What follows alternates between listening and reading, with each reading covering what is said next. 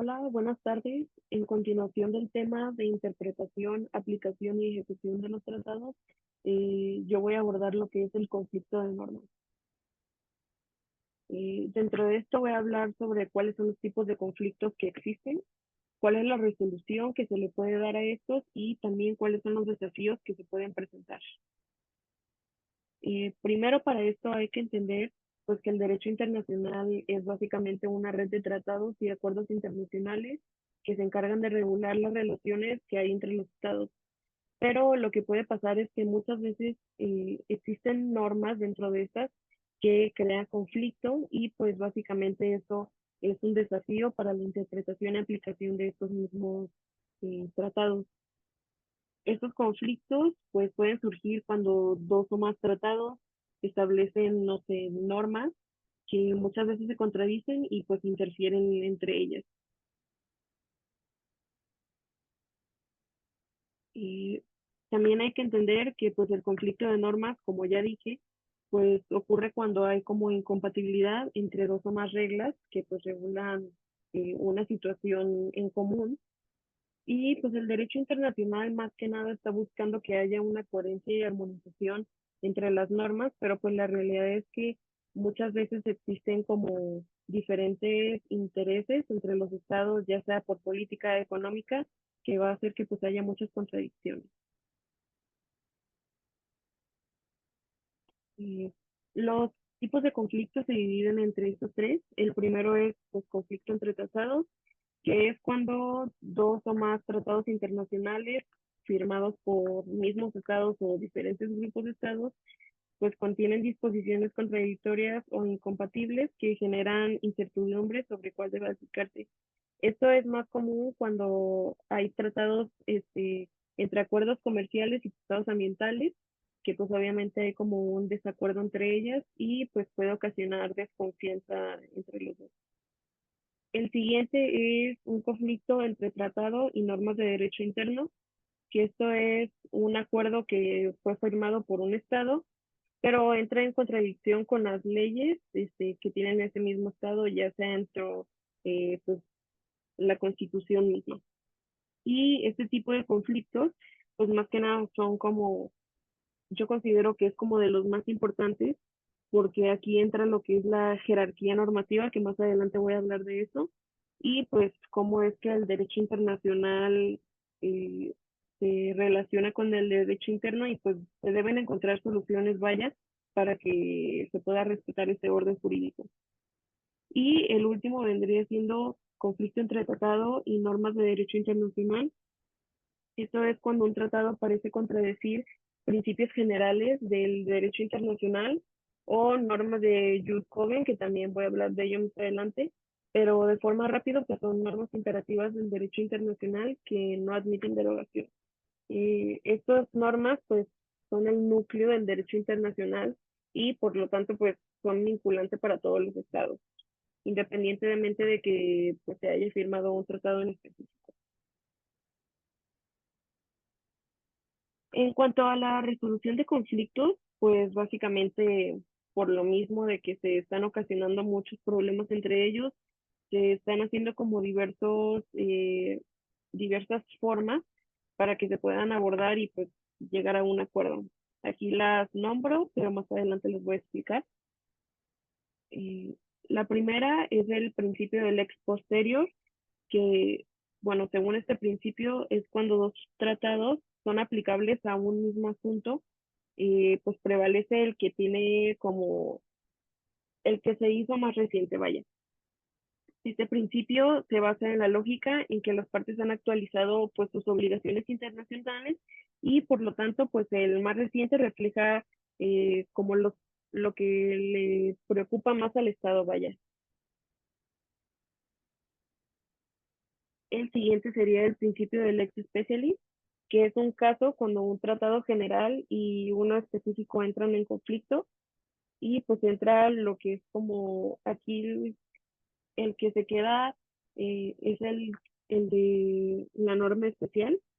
Significa que cuando un tratado aborda de manera particular un tema, por ejemplo, no sé, algo sobre el medio ambiente o sobre tratados como por ejemplo de arancelarios, pues se queda el del tema particular porque tiene primicias sobre uno más general que cubre el mismo campo, pero de manera más amplia.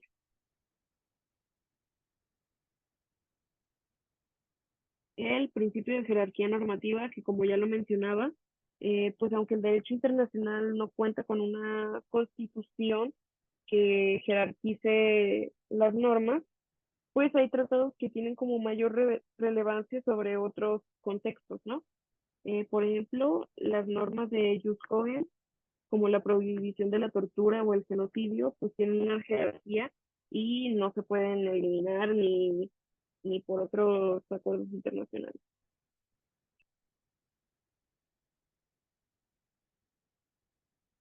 Y por último, el principio de interpretación armónica, pues es antes de declarar un conflicto de normas, los tribunales internacionales o las partes involucradas suelen intentar interpretar las disposiciones de los tratados de manera que puedan coexistir. Esto implica una búsqueda de coherencia y soluciones interpretativas que pues busquen que de alguna manera se puedan hacer ambos tratados, ¿no? Y pues básicamente el conflicto de normas pues tiene consecuencias importantes en cuanto a nivel jurídico, por lo que es la protección de derechos y pues que se pueda funcionar de una manera adecuada las instituciones jurídicas.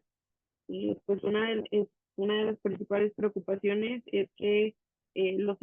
ciudadanos de cierto estado, por ejemplo de aquí de México, pues no sepan con certeza qué norma es la que aplica su situación y pues puede generar mucho conflicto. Y además pues los conflictos pueden debilitar como la coherencia del sistema jurídico si no existen mecanismos claros o consistentes sobre cuáles son las contradicciones.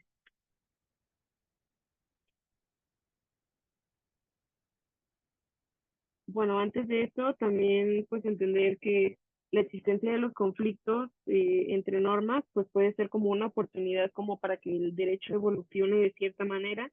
ya que al resolver pues conflictos, los tribunales y los legisladores también tienen que contribuir al desarrollo de principios pues que sean más claros y pues pueden mejorar como también la calidad del sistema jurídico en su conjunto. Y en cuanto a los desafíos en las resoluciones, aquí se desacomoda un poco, pero pues los mayores desafíos para la resolución es la falta de una autoridad central con poder vinculante sobre los estados. Si a diferencia de sistemas legales, pues donde un tribunal puede, es como la cabeza mayor, pues en el ámbito internacional no existe como un mecanismo único y pues es más difícil. Los tribunales internacionales, así como la Corte de Justicia o los tribunales arbitrales pues tienen competencias limitadas, digamos, y pues solo pueden resolver casos cuando los estados lo aceptan expresamente. Y además, la proliferación de tratados y acuerdos internacionales ha generado lo que algunos llaman una fragmentación del derecho internacional. ¿Esto a qué se refiere? Cuando diferentes ramas del derecho pues desarrollan sus propias normas y tribunales, lo que aumenta la posibilidad de conflictos normativos. Aquí hablo, por ejemplo, del derecho comercial, el derecho ambiental o derechos humanos. Y el conflicto de normas en tratados y acuerdos internacionales, pues es un fenómeno inevitable, ¿no? Más nosotros que nos estamos relacionando en esto, pues hay que comprenderlo un poco, que pues es un sistema muy diverso y pues algo más dinámico que lo que conocemos como habitualmente como lo del derecho, por ejemplo, un sistema jurídico aquí en México. Y pues la solución de estos conflictos requiere la aplicación de principios como los que ya hablé, del ex posterior, lex specialis o la jerarquía normativa, por ejemplo, pero pues también más que nada es una cooperación activa que debe haber entre los estados involucrados en dicho acuerdo, por ejemplo, y pues también los tribunales internacionales tienen que ser parte de esto. En cuanto a la evolución pues del derecho internacional, es necesario que tomando en cuenta esos aspectos, por ejemplo, de conflicto de normas, que se sigan desarrollando mecanismos pues más efectivos para que se pueda evitar O si no evitar, pues más que nada que se puedan gestionar y resolver estos conflictos y se pueda promover un sistema internacional más coherente y justo. Pongo de ejemplo algo rápido, por ejemplo, los acuerdos de libre comercio que se establecen bajo las normas de la OMC, de la Organización Mundial de Comercio, pues muchas veces pueden chocar con acuerdos ambientales que imponen restricciones pues sobre el comercio de algunos productos que pueden ser dañinos para el medio ambiente, o por ejemplo también las restricciones del comercio de productos derivados de especies en peligro, como lo hemos visto en las últimas décadas, pues estos también son impuestos por el convenio sobre el comercio internacional de especies amenazadas y pues puede entrar en conflicto de normas, por ejemplo, con las de la OMC, que promueven la liberalización del comercio. Entonces eso sería algo que se debe poner el ojo y estar al pendiente.